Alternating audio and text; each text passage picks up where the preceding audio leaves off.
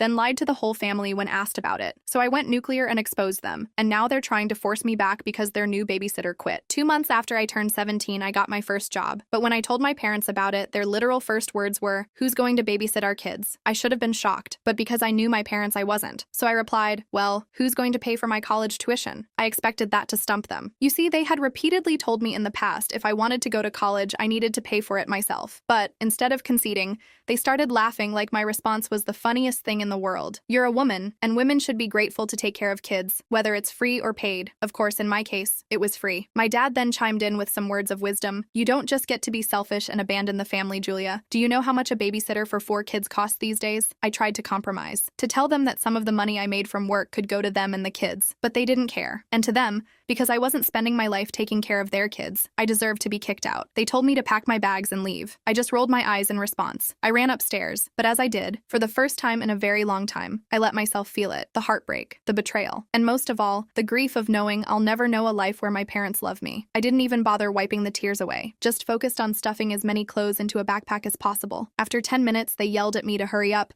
and that's when we left for my cousins. On the way there, my parents kept trying to change my mind. My dad reminded me of how much my siblings loved me, or more specifically, how no one else could get them to stop crying like I can. Their manipulation wasn't even that good, but for some reason, I still felt bad. I started questioning if I really was selfish. My mom even started crying, not because she'd miss me, but because now they had to pay for a babysitter. So when we arrived at my cousin Megan's and they just drove off without saying goodbye, I felt even more guilt, especially when she opened the door, because her face immediately lit up with joy, and she gave me the first genuine smile I'd seen in a long time. Kindness felt so unfamiliar to me that as soon as we got inside, I immediately broke down in tears. Her face fell and she tried to console me. "Well, kinda. My love, why don't you just help your parents out a little?" Help? I've cut off friends, let my grades drop, sacrificed everything to constantly take care of their kids. I didn't mean to shout, but I couldn't help the anger inside me. I turned to face her with disgust at her suggestion, but that's when I saw a look of genuine shock on her face. "Your parents told me you were acting entitled and just didn't want to help out when you had nothing to do all day." I immediately started crying again, but this time it was in her arms. I told her the whole truth, why I ended up at her place, all while she held me and told me I would be safe under her roof. Surprisingly, she seemed anything but angry, but I would soon find out she was more than just angry. I ended up crying myself to sleep that afternoon. I didn't wake up until a few hours later when I heard Megan yelling. It was in the room next door. When I heard the anger in her voice, I sat up immediately. She was usually a very shy, timid person, so hearing her like this was super unusual. It was obvious that she was talking to my parents. I couldn't make out what she was saying,